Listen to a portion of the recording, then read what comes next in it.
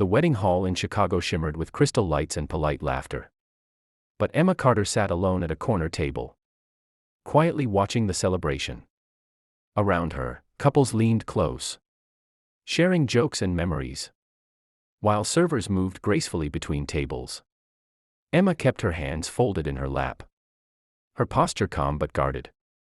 She hadn't planned to stay long. As a single mother, crowded celebrations reminded her of everything she carried alone. She had come out of courtesy, to honor an old connection, not to relive feelings she had carefully buried beneath responsibility and routine. She was just reaching for her coat when the atmosphere subtly changed. Conversation softened, laughter thinned, and a quiet awareness rippled across the room. Emma looked up and saw Luca Moretti walking toward her. He didn't rush or posture.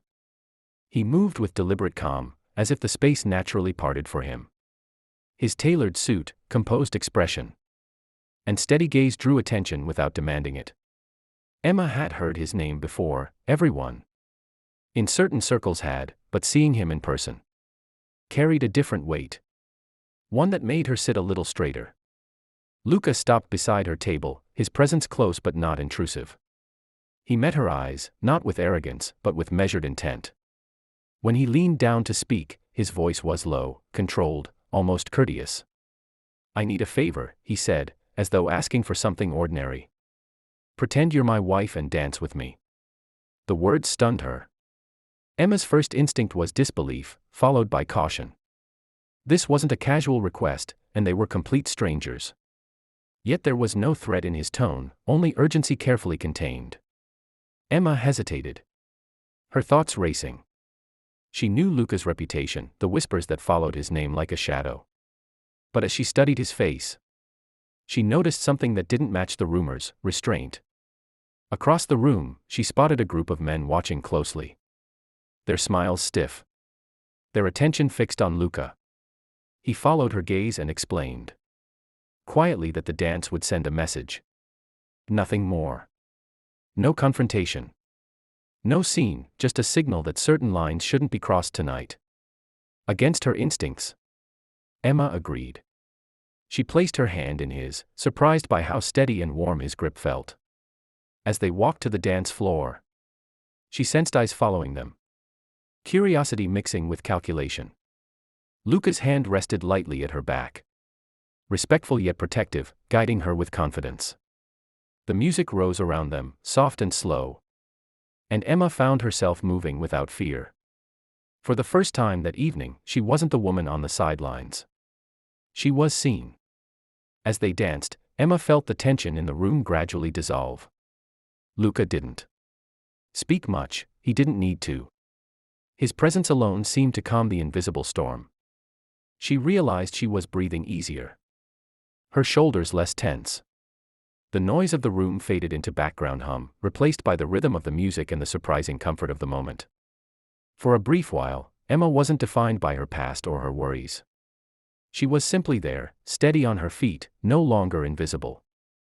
As they continued to dance, Emma slowly realized how different Luca was from the image built by rumors. He listened carefully when she spoke, never interrupting, never pretending. When she briefly mentioned her son, his expression softened in a way that couldn't be rehearsed. He smiled, not out of politeness, but genuine interest.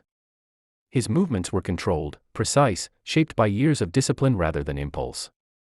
Emma sensed a man who had learned to survive by thinking ahead.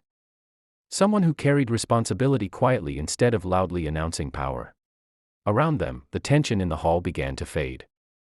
The watchful eyes across the room shifted, their sharp focus dulling as Luca calmly reached into his pocket. Without drama, he slid a simple ring onto Emma's finger.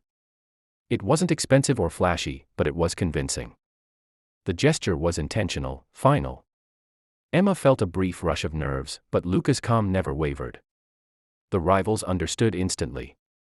The unspoken message had been delivered, and whatever conflict had been brewing dissolved into silence.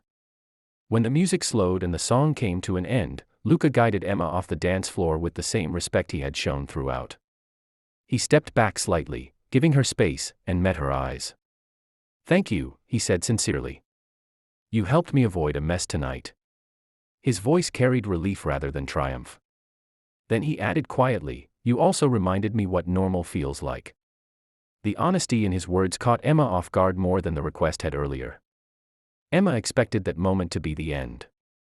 In her mind, Luca would fade back into the guarded world he came from, and she would return to her quiet life. Instead, he reached into his jacket and handed her a card. There was no pressure in his gesture, no hidden demand. "If you ever need anything," he said, then paused before adding, "or if you just want coffee." It wasn't an order or a promise, just an open door. Weeks passed before Emma finally called. Coffee turned into long conversations about life, responsibility, and choices made too early or too late. Luca never rushed her, never crossed boundaries she didn't invite him past.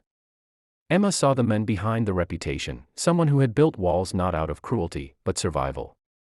She spoke about her struggles as a single mother, and Luca listened the same way. He had on the dance floor, with patience and quiet respect.